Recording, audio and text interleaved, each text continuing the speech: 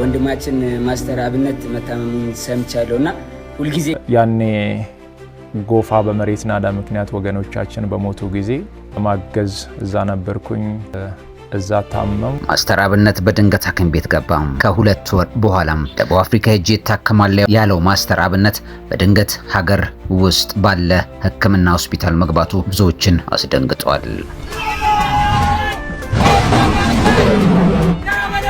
በኢትዮጵያ የቲክቶክ ታሪክ ታይቶ የማይታወቅ ወደፊትም የማይደገም የተባለ ነገር ከአንድ ዓመት የእስር ቆይታ በኋላ በወጣው ጆን ዳንኤል ተደርጓል። ፈጸመ የተባለው ጉዳይ ምንድነው?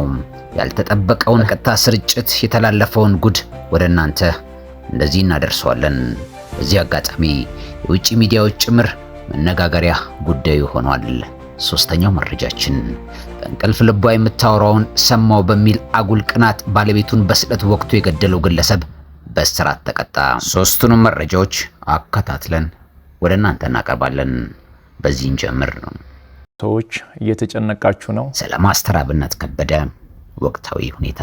ውድ የማስተር አብነት ከበደ ቤተሰቦችና ወዳጆች፣ በጎነትና ቅንነት በተግባር የሚያሳየው ማስተር አብነት ከበደ በአሁኑ ወቅት በሀገራችን በሚገኝ ትልቅ ሆስፒታል ውስጥ የሕክምና ክትትል እያደረገ ይገኛል። ፈጣሪ ጥበቃና ረዳትነት አሁን ያለበት የጤና ሁኔታ እጅግ በሚያበረታና ተስፋ በሚሰጥ ደረጃ ላይ ይገኛልም ተብሏል። በቀጣይ የሕክምና ባለሙያዎች በሚሰጡት ውሳኔ መሰረት በአገር ቤት ውስጥ ወይም በውጭ ሀገር አስፈላጊውን ሕክምና አጠናቆ በቅርቡ በታላቅ ጤና ብርታት ወደ ተለመደው የበጎነት ስራ እንደሚመለስ ሙሉ እምነት አለን። ውድ የሀገራችን ህዝቦች፣ ያ ሚዲያ አድማጭ ተመልካቾች፣ በዚህ ሳምንት በአንድ የቴሌቪዥን ጣቢያ ላይ በመቅረብ ማስተር አብነት እጅግ ታመም ያለው በሽታዬን ላቀው አልቻልኩም በሚል በርካታ መነጋገሪያ ሆኖ ነበረ። ከሁለት ወር በኋላም ደቡብ አፍሪካ ሄጄ እታከማለሁ፣ በጸሎት አግዙኝ ሲል ነበረ። አሁን በድንገት ግን እዚሁ ሀገር ውስጥ በሚገኝ ቤት ውስጥ መግባቱንና ሕክምና የተደረገለት እንደሆነም ምንጮቻችን ገልጸዋል። ወንድማችን ማስተር አብነት መታመሙን ሰምቻለሁና ሁልጊዜ ከጎናችን ነበረ፣ ከሁላችንም ጎን፣ ከመላው ኢትዮጵያ ጎን ነበረ። በጣም ላይክ ምትክ የሌለው ሰው ማስተር አብነት። እኔም በጣም ወዳጄ ነው፣ በጣም ነው የምወደው፣ መካሬ ነው እና ሁላችሁም በጸሎታችሁ አስቡኝ ብሏል። ከ130 ሺህ በላይ ህዝቦች በአንድ ቀን የቀጥታ ስርጭት ሲከታተሉ ነበረ። በኢትዮጵያ ቲክቶክ አዲስ የታሪክ ክብረ ወሰን ተመዝግቧል። ምናልባትም አይደገምም የተባለ በቅርቡ ከስር የተፈታው ታዋቂው የሶሻል ሚዲያ ተጠቃሚ ጆን ዳንኤል እና ጓደኞቹ ትላንት በቲክቶክ ያደረጉት የቀጥታ ስርጭት የኢትዮጵያን የቲክቶክ ታሪክ የቀየረ ሆኖ አልፏል።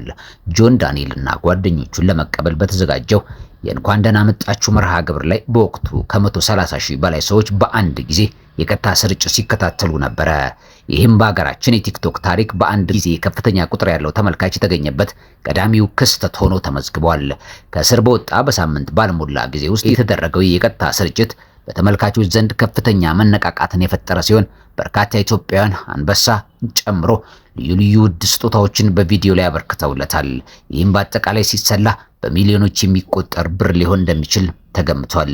ይህ አጋጣሚ የኢትዮጵያን የሶሻል ሚዲያ ተሳትፎ ምን ያህል እያደገ እንደመጣና የቲክቶክ መድረክ ያለውን የገበያ አቅም በግልጽ እያሳየም ሆኗል። በተያያዘ ዜና የህይወት ውጣ ውረድ ያሳለፉት ያንን ደግሞ በመጽሐፍ መልክ ጽፌዋለሁ። ዘመዱ ዳዊት ድሪባ በ7 ጥይት ተመቶ ሞቷል ተብሎ ሚኒሊክ ሆስፒታል ለምርመራ ከገባ በኋላ ዳግም ህይወት ዘርቷል። በባለብዙ ታሪኩ ዳዊት ድሪባ ፈጣሪ ከሞት መልሶኛልም ይላል። የቲክቶከሩ ጆን ዳንኤል አጎት የሆነው ዳዊት ድሪባ በህይወቱ ያሳለፈውን ውጣ ውረድ የሚዳስስ መጽሐፍ በቅርቡ እንደሚያሳትም ምሽት ተናግሯል። ዳዊትን ትንሽ ታሪክ እንደሰማ ሰው ከመጽሐፉ ባለፈ ስለሱ ፊልም ተሰርቶ ለማየትም ጓግተናል ብዙዎች ብለዋል። ወደ መጨረሻው ዜና እሸጋገራለሁ። በእንቅልፍ ልቧ የምታወራውን ሰማው በሚል አጉል ቅናት ባለቤቱን በስለት ወቅቶ የገደለው ግለሰብ እጅግ አነጋጋሪ ሆኗል። በምዕራብ ሐረርጌ ዞን ሸነን ዲጎ ቀበሌ በባለቤቱ ላይ ባደረበት ኃይለኛ የቅናት ስሜት ሌሊት ላይ ከእንቅልፍ ተነስቶ ሚስቱን በስለት አንገቷን ወቅቶ እንደገደላት በምዕራብ ሐረርጌ ዞን ፖሊስ ዋና መምሪያ ኮሚሽነር ባለሙያ የሆኑት ዋና ሳጅን አራርሶ መሐመድ ለብስራት ሬዲዮ ገልጸዋል። ጀማል አብድልሐቅ የተባለው የ25 ዓመት ግለሰብ በ2 ዓመት ከሚበልጣት የ23 ዓመቷ ኡርጂ አብዲል ጀባር ከተባለች ወጣት ጋር ትዳር መስርተው አብረው መኖር እንደጀመሩ ይነገራል። የሁለቱ አፍላ ወጣቶች ትዳር ወዲያው በልጅ የተባረከና ሰላማዊ ቢሆንም በባል በኩል ሚስት በእንቅልፍ ልቧ የምታሳያቸው ነገሮች ቅናት ውስጥ እንደከተቱት ተገልጿል። የ25 ዓመቱ ባልም በዚህ ክፉኛ ቅናት ውስጥ ወድቆ እያለ ነሐሴ 5 ቀን 2017 ዓ.ም ተዘጋጅቶና አቅዶ ስለታም ቢላ ደብቆ ከመኝታ ስር ካስቀመጠ በኋላ ሰላማዊ እንቅልፍ ተኝቶ ሌሊት 8 ሰዓት ላይ ከእንቅልፉ ይባንናል። በዚያ ሰዓት በእንቅልፍ ልቧ አንዳንድ ነገር ስትናገር እንደነበርና የኃይለኛ ቅናት ውስጥ ከቶት ቀድሞ ባዘጋጀው ስለታም ቢላዋ እንቅልፍ ላይ ያለችውን ሚስቱን አንገቷን በመውጋት ለሞት እንደዳረጋት ገልጿል። በነጋታው የሚስቱን ሞት ተከትሎ በመጸጸት እጁን ለፖሊስ ሰጠ ሲሆን ፖሊስም የሟችን አስክሬን በማንሳት ለምርመራ ሆስፒታል ልኳል። በጀማል አብድል ሐራቅ ላይም አስፈላጊው ማስረጃ በማጠናከር የምርመራ መዝገቡን ለአቃቢ ሕግ የላከ ሲሆን አቃቢ ሕግም ከፖሊስ የቀረበው የምርመራ መዝገብ ተመልክቶ በከባድ የሰው የመግደል ወንጀል ክስ መስርቷል። ክሱን ሲከታተል የቆየው የምዕራብ ሐረርጌ ዞን ከፍተኛ ፍርድ ቤት ታህሳስ 7 ቀን 2018 ዓ.ም በዋለው ችሎት ተከሳሽ ጀማል አብድል ሐራቅ ላይ የ23 ዓመት እስራት እንደወሰነበት ዋና ሳጅን አራርሶ መሐመድ ጨምሮ ለብስራት ሬዲዮ ገልጿል። ውድ ሀገራችን ህዝቦች፣ የአሚዲያ አድማጭ ተመልካቾች ሶስቱንም መረጃዎች ከአሚዲያ ወደ እናንተ አድርሰናል። አብራችሁን ስላላችሁ እናመሰግናለን። ላይክ፣ ሰብስክራይብ ብቻም ሳይሆን ሼር በማድረግ ለብዙዎች ስለምታደርሱም እንዲሁ ክብረት ይስጥልን። እንደተለመደው ኢትዮጵያ ሀገራችን ታላቅነቷን ትኖር። ሰላም ለሀገራችን፣ ሰላም ለምድራችን። ክብራትና ክብራን ጤና ይስጥልኝ። ያ አባቱ ብላችሁ ለጠይቃችሁ አባቱ ከቸሏል አየር ላይ ከቻሳ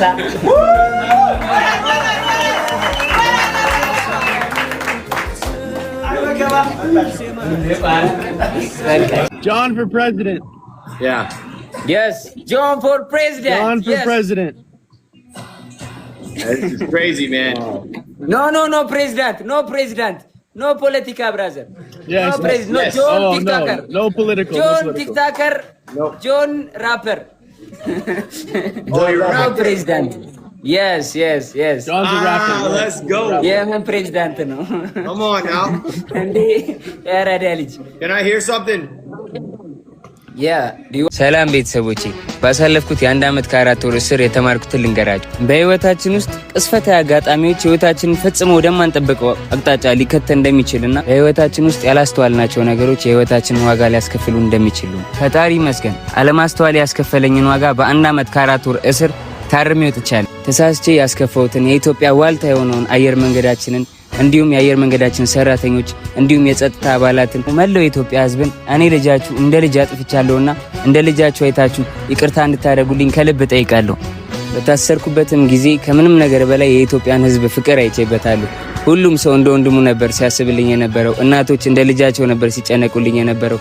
ከልብ አመሰግናለሁ። ተመላልሳችሁ ለጠይቃችሁኝ፣ በጸሎታችሁ ላሰባችሁኝ፣ ለተሳላችሁልኝ በጣም አመሰግናለሁ። አሁን ደግሞ ወጥቻለሁ። ከዚህ በኋላ ህዝቤንና ሀገሬን በሚጠቅም ስራ አመጣለሁ። በጣም ወዳችኋለሁ፣ አኮራችኋለሁ።